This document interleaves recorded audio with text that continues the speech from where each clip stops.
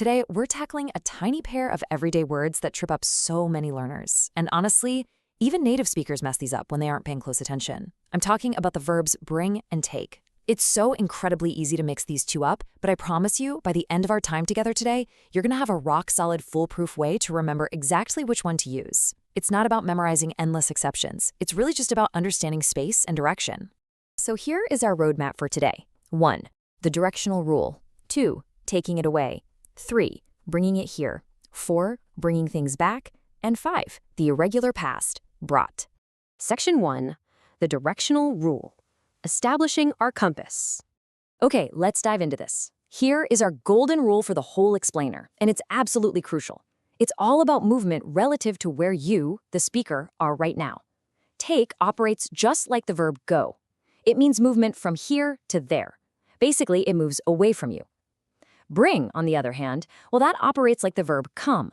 It means movement from there to here. It moves closer to the speaker. So keep this compass locked in your mind, all right? Take goes away, bring comes closer.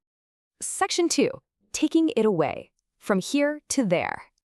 Okay, picture this everyday scenario. You're sitting at home and someone you live with is packing their bag. You ask them, "Are you going to school?"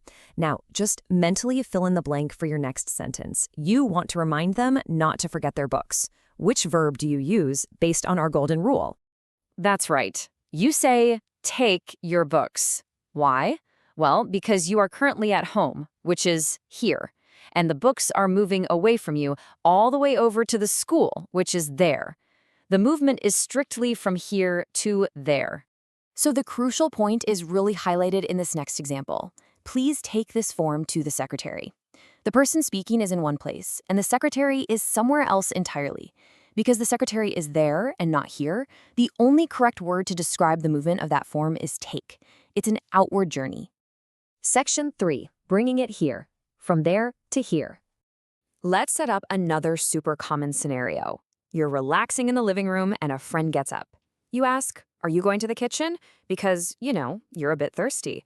How do you politely ask them for a drink using our spatial grammar?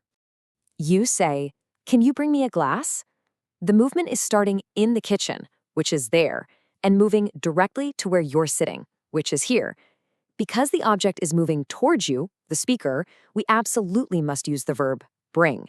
And this brilliantly illustrates how we perceive space when we speak. If someone says, "Come to my house tomorrow and bring your guitar," they use bring even if they aren't currently at their house when they say it. Why? Because conceptually, their own home is always considered here to them. It's their home base. The guitar is moving toward the speaker's territory. Section 4, bringing things back. The return journey.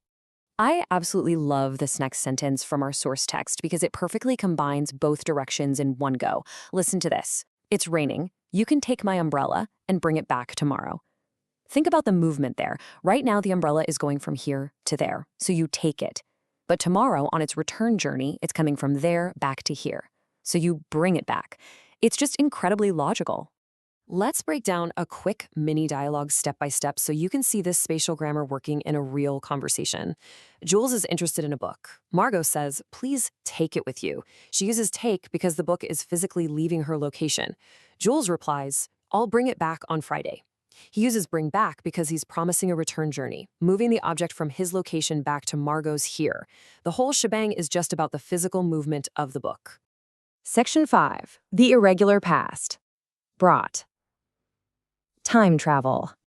Now, what's really interesting here is both the grammar and the pronunciation when we talk about a physical act of giving a gift from one place to another in the past. If someone says, "I've brought you some apples from my garden," they're using brought, the irregular past tense of bring. Notice the pronunciation. It's pronounced brought. It rhymes perfectly with caught or taught. Even though the action happened in the past, those apples still moved from there to here, so the directional rule applies flawlessly.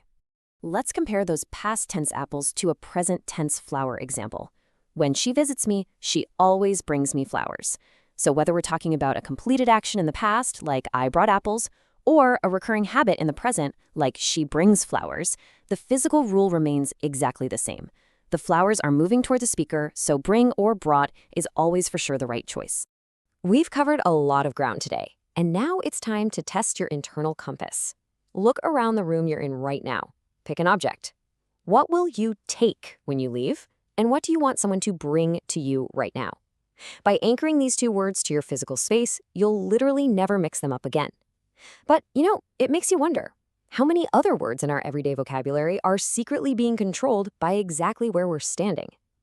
Thanks for joining me on this explainer, and have fun navigating your brand new grammatical map.